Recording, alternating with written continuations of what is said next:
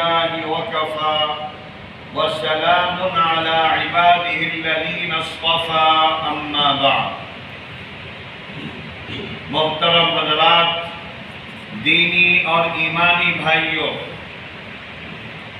یہاں جو آیات پڑھی گئی ہیں اس میں اللہ تعالی یہ بات ذکر کر رہا ہے کہ یہ مکے کے مشرکین اور کافر عجیب عجیب قسم کا اعتراض کرتے ہیں، اشکالات کرتے ہیں۔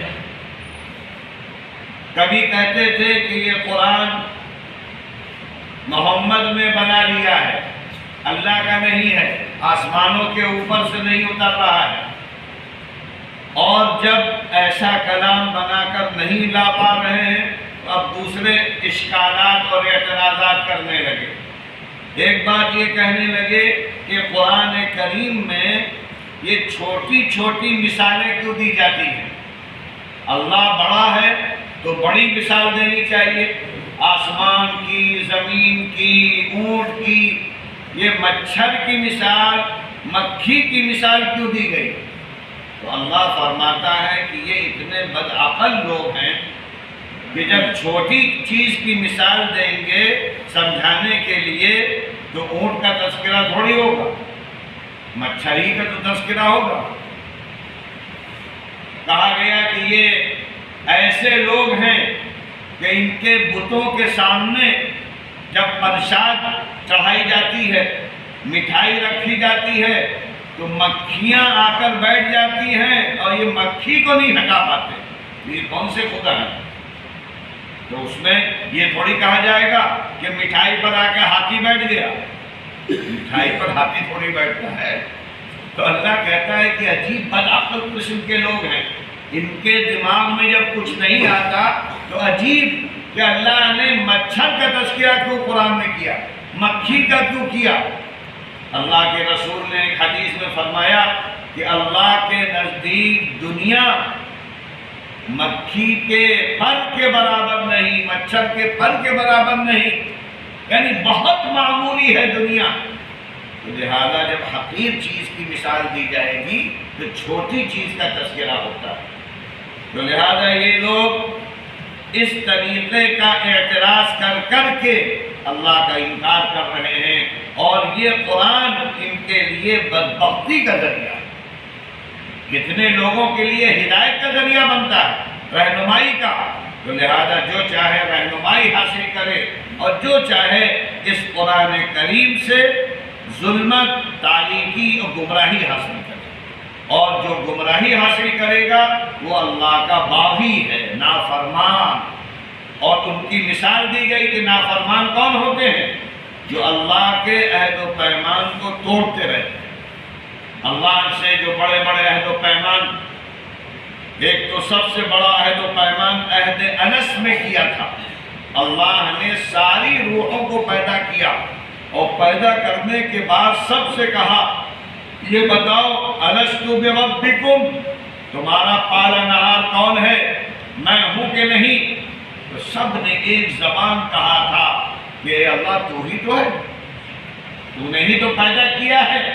اسی طرح یہ عہد و پیمان اللہ اپنے نبیوں سے لیتا رہا۔ ہر زمانے کے نبی نے آ کر قوموں سے عہد و پیمان لیا، وعدہ کیا، اور پھر تورات و انجیل میں یہ بھی تذکرہ کیا گیا تھا کہ ایک نبی آخری آنے والا ہے، ان کا بھی عہد و پیمان لیا گیا۔ تم نے تو سارے عہد و پیمان بھلا دیے، اور تم تو اتنے زیادہ بدبخت ہو کہ جو رشتے جوڑنے کا حکم ہے وہ توڑ رہے ہو۔ تمہیں تو جوڑنے کا حکم ہے، اللہ سے رشتہ جوڑو جو اللہ کا رشتہ ہے، آپس میں رشتے جوڑو، اور تم تو رشتے کاٹنے والے، اور اصلاً تمہارا مزاج ہے بگاڑ، فساد، بگاڑ، اسی میں لگے ہوئے ہو، حالانکہ اپنی حقیقت بھول گئے۔ تم کیا تھے؟ تفصیل کے ساتھ قرآن کہیں کہتا ہے تم پانی تھے، ناپاک قطرہ تھے، خون بنائے گئے، لوتھڑا بنائے گئے، ماں کے پیٹ میں رہے، پھر دنیا میں آئے، تمہاری کیا حیثیت ہے؟ اور تم ایسی بڑی بڑی باتیں کر رہے ہو۔ اللہ سے مقابلہ کر رہے ہو، جبکہ اللہ نے تم سے جو جو باتیں ذکر کی ہیں کہ آسمان کو پیدا کرنے والا، زمین کو سجانے والا، ساری کائنات کو چلانے والا تو اللہ ہی ہے، تو اللہ کے سامنے تمہاری کوئی حیثیت نہیں، اس لیے غلط بیانیاں نہ کیا کرو، اور قرآن کے بارے میں ایسی مثالیں دے دے کر اپنا عقیدہ اور اپنا ایمان برباد نہ کرو۔ ان اللہ لا یستحیی ان یضرب مثلا ما، اللہ اس سے نہیں شرماتا ہے کہ وہ کسی قسم کی مثال بیان کرے، بعوضۃ، مچھر کی مثال، فما فوقها، اور اس سے بھی چھوٹی۔ فوق کے ایک معنی بڑے کے بھی آتے ہیں اور ایک معنی چھوٹے کے بھی آتے ہیں، یعنی اللہ جب چاہے گا مچھر کی مثال بیان کرے گا، اور جب چاہے گا مچھر کے پر کی مثال بھی بیان کرے گا، جیسی ضرورت ہوگی، جیسا موقع ہوگا۔ فَأَمَّا الَّذِينَ آمَنُوا، تو وہ لوگ جو ایمان لائے وہ کہتے ہیں کہ ہاں اللہ نے یہ مثال جو دی ہے بالکل سچی ہے، صحیح ہے، یہی مثال فٹ ہوتی ہے، یہی مثال سمجھ میں آتی ہے۔ وَأَمَّا الَّذِينَ كَفَرُوا، اور وہ لوگ جنہوں نے انکار کیا وہ کہتے ہیں کہ اللہ ان چھوٹی چھوٹی مثالوں سے کیا سمجھانا چاہتا ہے۔ ماذا اراد اللہ بہذا مثلا یضل بہ کثیرا، اللہ اسی قرآن کے ذریعے سے بہت سے لوگوں کو اور ان مثالوں کے ذریعے سے بہت سے لوگوں کو گمراہ کر دیتا ہے۔ بہت سے لوگ ہیں جو ایمان لاتے ہیں، وما یضل بہ الا الفاسقین، اور اللہ گمراہ تو ان کو کرتا ہے جو نافرمان، جو فاسق ہیں، بدعمل، زندگی ان کی بالکل غلط راستے پہ لگی ہوئی ہے۔ اور یہ کون لوگ ہیں؟ الذین ینقضون عہد اللہ، یہ وہ لوگ ہیں جو اللہ کے عہد و پیمان کو باندھنے کے بعد، اللہ سے عہد و پیمان کرنے کے بعد توڑتے رہتے ہیں، نافرمانی نافرمانی، پھر وعدہ کریں گے، پھر نافرمانی، پھر وعدہ کریں گے، پھر نافرمانی۔ اولئک وَيَقْطَعُونَ مَا أَمَرَ اللَّهُ بِهِ، اللہ نے جن چیزوں کو جوڑنے کا حکم دیا ہے، رشتے ناطے جوڑو، آپس کے تعلقات جوڑو، صلہ رحمی کرو، اس کو توڑتے رہتے ہیں، اس میں نافرمانی، ذرا ذرا سی بات میں لڑائی جھگڑا فساد۔ وَيُفْسِدُونَ فِي الْأَرْضِ، اور یہ لوگ اصلاً زمین میں بگاڑ ہی مچانے والے ہیں، اور جو زمین میں بگاڑ مچائے گا، فساد کرے گا، اولئک ھم الخاسرون، تو سن لو کہ یہی وہ لوگ ہیں جو نقصان اٹھانے والے ہیں، انہی کی بربادی ہے، انہی کی تباہی ہے۔ اور پھر اس کے بعد اللہ کہتا ہے کہ تم کتنے بدعقل ہو، اللہ سے مقابلہ کر رہے ہو، کیف تکفرون باللہ، تم اللہ کا انکار کیسے کر دیتے ہو، وَكُنْتُمْ أَمْوَاتًا، تم تو مردہ تھے، تم تو کچھ بھی نہیں تھے، آج بڑے ہو گئے، جوان ہو گئے، ہاتھ پیر ہو گئے، آنکھیں ہیں تمہاری، کیا تمہیں معلوم نہیں تمہارا بھی تو بچہ ہوگا کوئی، اور اس سے پہلے کی کہانی تم کو نہیں معلوم تم کیا تھے؟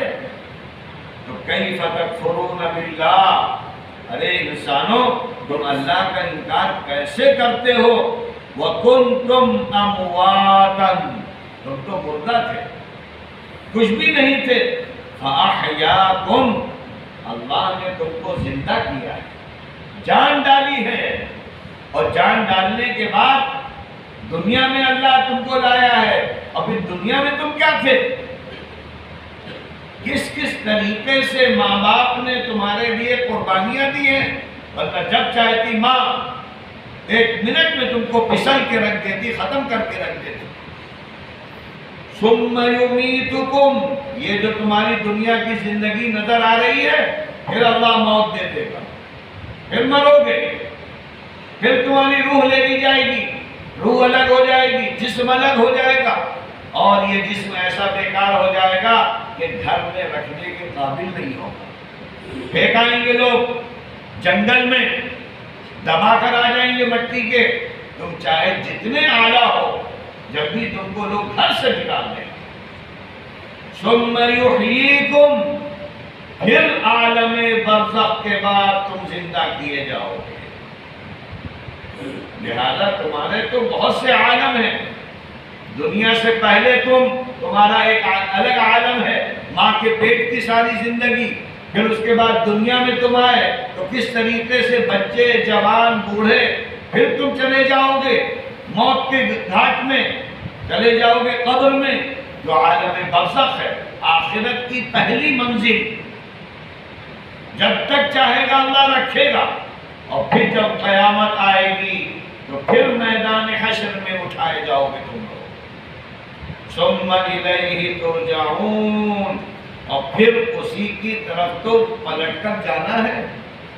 کبھی سوچتے نہیں ہو کہ اللہ کے پاس تو جاؤ گے تو کیا منہ دکھاؤ گے، کیا جواب دو گے؟ اللہ کہے گا جوانی دی تھی ہم نے، ہاتھ پیر ہم نے دیے تھے، صحت ہم نے دی تھی، قوت ہم نے دی تھی، تو تم نے ہمارے کام میں کیوں نہیں لگائے؟ ہاتھ سے غلط کام کیوں کیے؟ آنکھ سے غلط چیزیں کیوں دیکھی؟ کان سے غلط چیزیں کیوں سنی؟ اس کا جواب دو۔ اور انسان بغیر جواب دیے ہوئے ایک قدم آگے نہیں بڑھ پائے۔ هو الذی خلق لکم ما فی الارض جمیعا، اور اس کے بعد اللہ کہتا ہے کہ وہی تو ذات ہے جس نے تمہارے لیے جو کچھ زمین میں پیدا کیا ہے، ساری دنیا اللہ نے تمہارے لیے سجائی ہے، اور تم کو پیدا کیا ہے اپنی عبادت کے لیے۔ ساری دنیا کام کر رہی ہے، سورج اپنا کام کر رہا ہے، چاند اپنا کام کر رہا ہے، زمین اپنا کام کر رہی ہے، ہوائیں چل رہی ہیں، غذائیں تم کو مل رہی ہیں، لیکن تم اپنا کام کیوں نہیں کر رہے؟ کبھی سوچا؟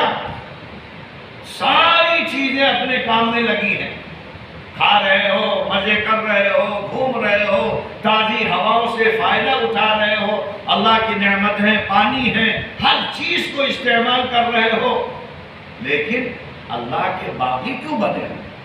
اپنی بھی تو ڈیوٹی کرو۔ تمہاری ڈیوٹی یہ تھی کہ اللہ کا شکر ادا کرتے، اللہ کی حمد و ثنا کرتے، زبان سے الحمدللہ کے الفاظ نکلتے، جسم تمہارا عبادت میں، نمازوں میں لگتا، تمہارا پیسہ صدقات و زکوٰۃ خیرات میں لگتا۔ جب تم اللہ کے بندے کہلاتے، هو الذی خلق لکم، وہی ذات ہے جس نے تمہارے لیے زمین میں سب کچھ پیدا کر دیا۔ ثم استوى الى السماء، پھر اللہ آسمانوں کی طرف متوجہ ہوا اور اس نے 7 مکمل آسمان بنا ڈالے، زمین بنائی، آسمان بنائے، اور اللہ تو ہر چیز کا جاننے والا ہے۔ جس نے بنایا ہے وہ نہیں جانے گا؟ لہذا آسمان کا بنانے والا، زمینوں کا بنانے والا، ساری کائنات کو سجانے والا اور ساری کائنات کے نظام کو چلانے والا اپنا نظام چلا رہا ہے۔ ساری دنیا لگی ہوئی ہے کام میں، انسان کی خدمت میں، لیکن انسان ہی ہے جو بڑی نافرمانی میں لگا ہوا ہے، اللہ کو بھولے ہوا، اور اللہ کو بھول کر اپنے کو بھول گیا۔ اللہ کا کیا نقصان کرے گا؟ اللہ نے کئی جگہ کہا ہے تم ہماری عبادت کرو یا نہ کرو، ہمارا کوئی فائدہ نہیں ہے۔ اللہ کے رسول نے ایک حدیث میں اسی کو سمجھانے کے لیے فرمایا، اگر سارے انسان دنیا کے اللہ کی نافرمانی پر، بغاوت پر لگ جائیں تو اللہ کی بادشاہت میں ذرا بھی کمی نہیں، اور اگر سارے لوگ لگ جائیں عبادت، بندگی، سجدہ، تو اللہ کی شہنشاہیت میں ذرا اضافہ نہیں ہوگا۔ یہ جو انسان سب کر رہا ہے اور جو اللہ نے مطالبہ کیا ہے، کہا صرف اس لیے مطالبہ ہے کل تمہارا فائدہ ہو جائے گا۔ تم اچھا کرو گے اس کا بدلہ تم کو ملے گا، برا کرو گے اس کا برا انجام تم کو ملے گا۔ لہذا عقل مند آدمی وہ ہے جو دنیا میں اللہ کی بات مان کر زندگی گزارے۔ کہ دنیا بھی اچھی اور عقبہ بھی اچھی۔ اللہ تعالیٰ ان مثالوں کے ذریعے سے جو بات سمجھانا چاہتا ہے وہ سب ہم لوگوں کے ذہن میں آئے، اس کو مانیں، اس کو سمجھیں اور اپنی زندگی کو اطاعت والی بنائیں، فرما برداری والی بنائیں۔ اور اسی کے لیے اللہ نے یہ رمضان دیا ہے۔ ہر سال اللہ یہ عمل دیتا ہے کہ اپنے کو بچا لو، بس جہنم کی آگ سے بچا لو، برائیوں سے بچا لو، نافرمانیوں سے بچا لو، غلط چیزوں سے بچا لو۔ بار بار اللہ اس لیے سمجھا رہا ہے کہ یہ تمہارے فائدے کی چیز ہے۔ اللہ کا کوئی نہ نقصان ہوگا نہ فائدہ ہوگا، اس لیے کہ اللہ صمد احد، اللہ بے نیاز ہے۔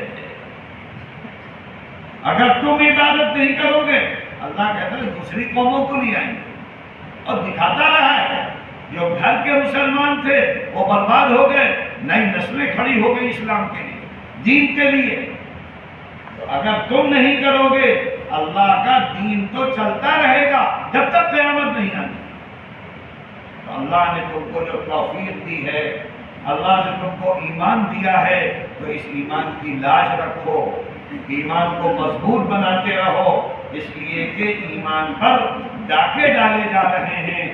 شیطان ہے، برا ماحول ہے، بری چیزیں ہیں، وہ چاہتی ہیں ایمان چھین لیں، اور ایمان چلا گیا تو تم جانوروں سے بدتر ہو جاؤ۔